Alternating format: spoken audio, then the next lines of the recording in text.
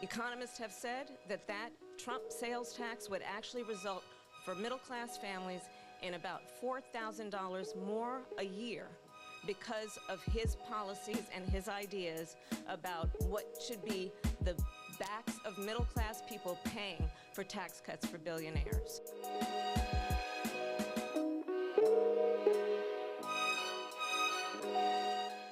Or I don't know if it's just me, but I feel like we're in a big-ass high school. I feel like the United States is like a big high school.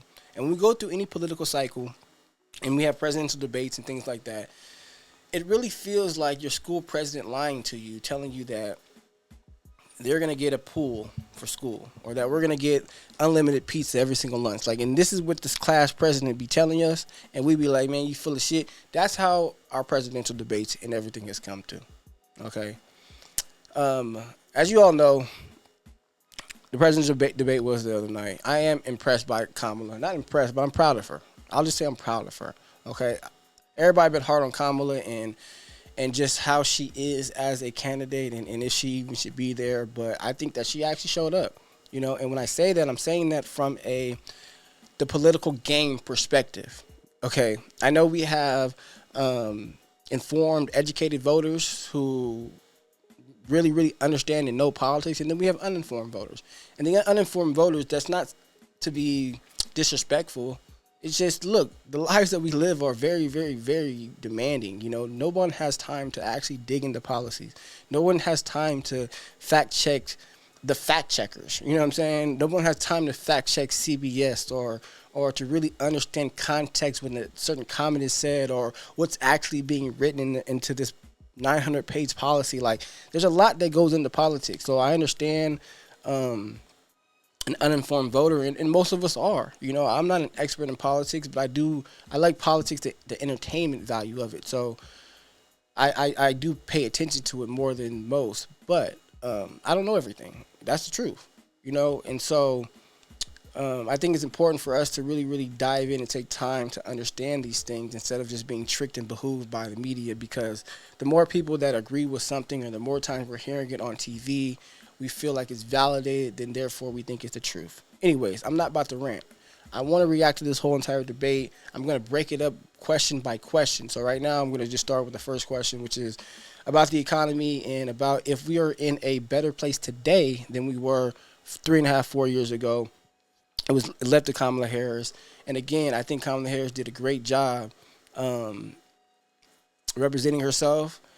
But it starts with the first question. It starts with the very first question when they're asking. She doesn't answer the question. Like, she doesn't answer it. But she does a good job. When you don't have an answer for a question, you divert the attention to somewhere else. So you address the question a little bit, and then you change it.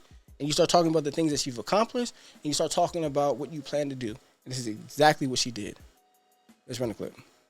Both here tonight. Good evening. We are looking forward to a spirited and thoughtful debate. So let's get started. I want to begin tonight with the issue that voters repeatedly say is their number one issue, and that is the economy and the cost of living in this country.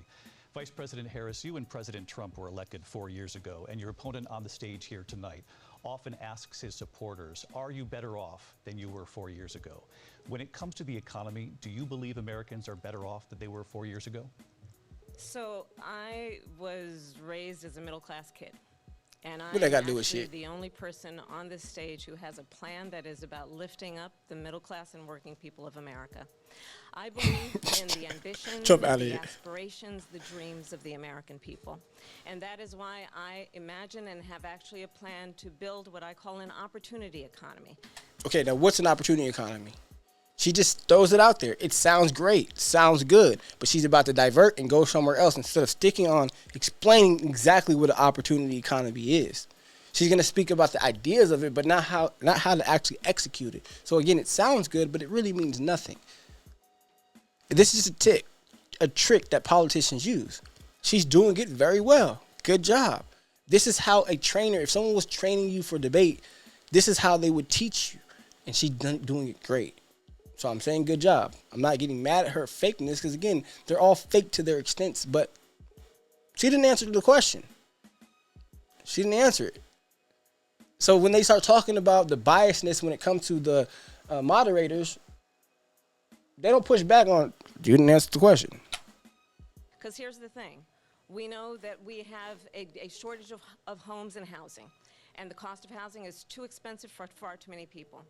We know that young families need support to raise their children, and I intend on extending a tax cut for those families of $6,000, which is the largest child tax credit that we have given in a long time, so that those young families can afford to buy a crib, buy a car seat, buy clothes for their children. My passion, one of them, is small businesses. My mother raised my sister and me, but there was a woman who helped raise us. We call her our second mother. She was a small business owner. I love our small businesses. My plan is to give a $50,000 tax deduction to start up small businesses, knowing they are part of the backbone of America's economy. My opponent, on the other hand, his plan is to do what he has done before, which is to provide a tax cut for billionaires and big corporations, which will result in $5 trillion to America's deficit. My opponent has a plan that I call the Trump's sales tax, which would be a 20% tax on everyday goods that you rely on to get through the month. Economists have said that Trump sales tax would actually result for middle-class families in about $4,000 more a year because of his policies and his ideas about what should be the backs of middle-class people paying for tax cuts for billionaires. President. All right, let me stop right there real quick, okay? Because she said a lot. She didn't answer the question. She said a lot. She got into what she believes that she's going to do. She got into some things that I think she already has done. And then she got into what Trump plans to do. And then she tried to quote and cite, a source over here to bring it all together. Everything that she said sounds amazing. Again, to an uninformed voter, it sounds absolutely amazing. Sounds like Trump is evil. Sounds like Trump is the billionaire who just wants to help his friends out and take over the country, and then she's the one who actually wants to help. It sounds great. Okay? Now, again, I don't have facts to back these things up. Again, I'm not even an educated politician, political science major to know these details. But when it comes to, again, why she did so good at the debate, listen to that. No one's going to actually go fact check these things. No one's going to go verify these things. Everything she could have just said right now could be false. Yes, Trump does want to reduce taxes, not for the rich, but for everyone. That's a fact. That is a fact. But see, people have a problem with the billionaires being taxed or not being taxed or whatever, right? And I understand that thought. But again, see, we don't realize what that does when they are being taxed more and when they're being taxed less. You guys think that, okay, if they get taxed more, then the government has more money to give to us. That's not how it works. They have the information. If you pull up the IRS tax code, like, there's ways to get around taxes. That's why the tax code is so big. We just don't be reading it and don't know them. They know them. So the more you try to tax them, the more they're going to move money around. It's just the game. It's not illegal. It's not because they're evil. It's not because they're just greedy. It's just the game. If you knew how to do it, you would do it too. It is what it is. So get in the game. Get on the right side of the game. Secondly, again, this is an ideology thing. Because the more we tax the billionaires now, when we're talking about raising minimum wage, when we're talking about being more efficient in manufacturing, when we're talking about bringing jobs back to America or sending jobs across seas, like, all these things come into place when we're taxing our billionaires. Just how we don't like being taxed, they don't like being taxed either. But now we tax the billionaires because we think that they should pay their fair share, right? But then what does that look like? What happens then? See, like, I think sometimes we forget we may have to give up certain things. We may not have Amazon if we tax so-and-so at a certain tax rate. And again, I'm all for being against greed. But I just think that we throw out tax the billionaires, tax the billionaires, tax the millionaires without really understanding what that actually looks like. And if you have a way to explain that to me, please do. I would like to understand that. I'm just saying it just paints this picture of Donald Trump being evil, because from my research, my understanding and listening to different people is that us taxing the billionaire actually hurts us more. It actually does. And then that tax typically falls onto the middle class. And we're sitting there still blaming the billionaires, but it's like, no, bro. We shouldn't be getting taxed like this in the first place. None of us. None of us. Because at the end of the day, that same billionaire, if they're getting taxed at 50%, I'm just throwing a number out there, that 50% that they're being taxed at, okay, so let's say they make $1 million, they get taxed 50%, $500,000. That $500,000 is now going to the government, okay? They keep talking about the deficit. The deficit keeps increasing. As the deficit keeps increasing, that's because they don't know how to manage money. They're bad money managers. The government doesn't just make money. It's our money. It's ours. And it's tax given to them for them to manage it, create solutions for the military, all the different things that they need to do to operate the government. It's a management thing. And clearly they don't know how to manage it. So instead of Jeff Bezos giving $500,000 to the government, Jeff Bezos could use that $500,000 for something more productive. Whether it be at Amazon, whether it be increasing salaries, whether it be donating to nonprofits of his choice. Because if they're going to be donating it, like the government's not using it right. That's the ultimate thing behind taxes. But again, I'm rambling. I ain't got all the information. So y'all let me know if y'all got more information. But good job, Kamala. You didn't answer the question, but you said a lot of things. All could be true, could not be true, because they can't really fact check what you plan to do, right? Or they can't fact check what you hope to do. People either have to choose to believe it or not. I don't believe it because I believe it's all about the Democratic Party. Kamala is just a puppet. So whatever that party stands for, which is what we see now, that's what we're going to get, period. It is what it is. I don't care what you say. Let's get on to what Trump had to say. President Trump, I'll give you 2 minutes. First of all, I have no sales tax. That's an incorrect statement. She knows that. We're doing tariffs on other countries. Other countries are going to finally, after 75 years, pay us back for all that we've done for the world. And the tariff will be substantial in some cases. I took in billions and billions of dollars, as you know, from China. In fact, they never took the tariff off because it was so much money they can't. It would totally destroy everything that they've set out to do. They're taking in billions of dollars from China and other places. They've left the tariffs on. When I had it, I had tariffs, and yet I had no inflation. Look, we've had a terrible economy because inflation which is really known as a country buster. It breaks up countries.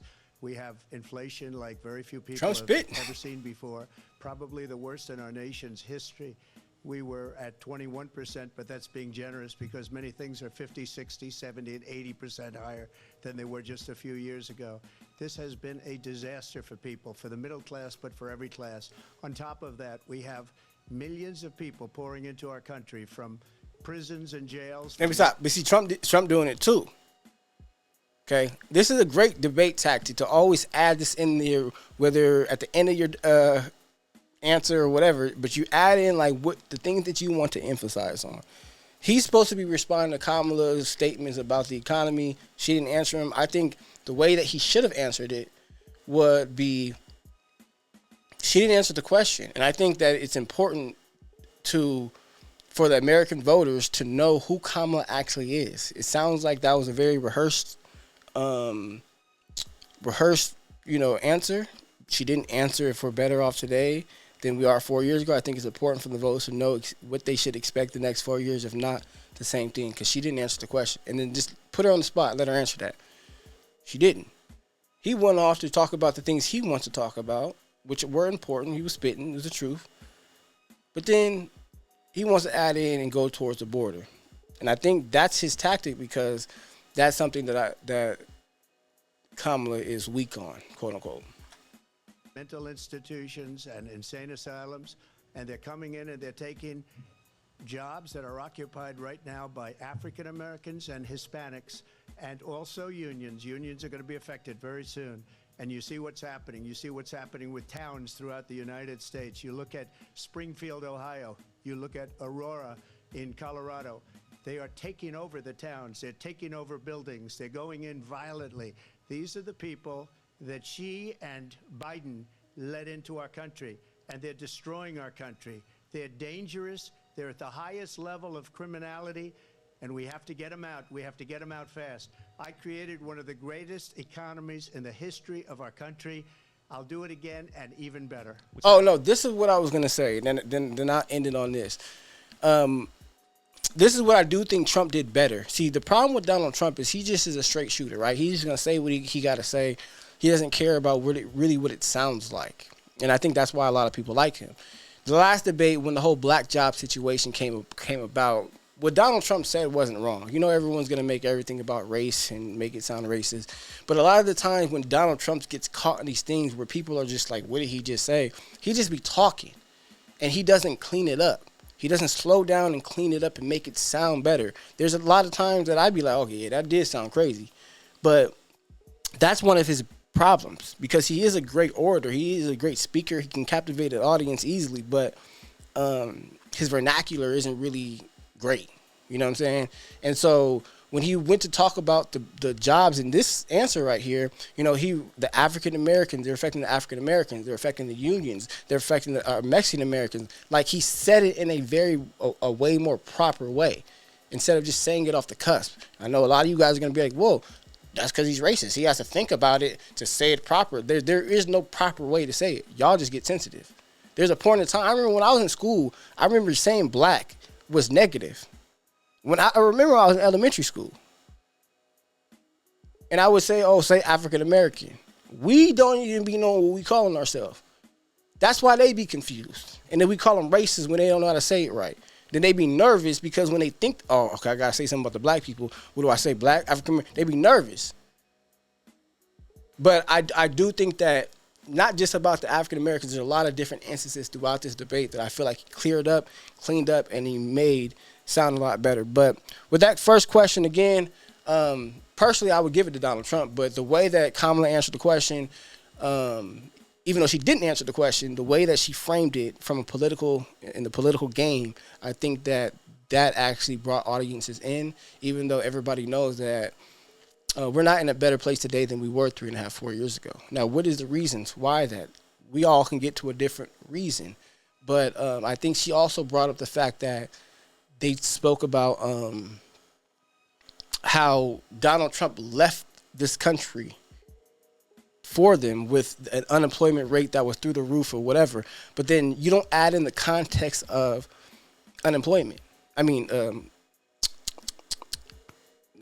the jab. I don't want to say the word. I don't know the rules yet.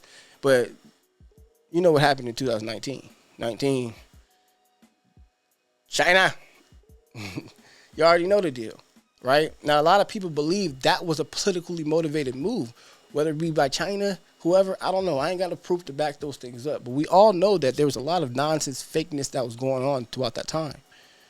Now, if you objectively have looked at this whole situation and all these processes regarding Donald Trump since 2016 and now, you know they are after him. He's not as bad as they say he is. He's not as evil as they say he is. Majority of the things that they've accused him for, whether it be Russia, whatever, it's been fake. And it's coming out as fake. But that's only if you're a honest, objective voter.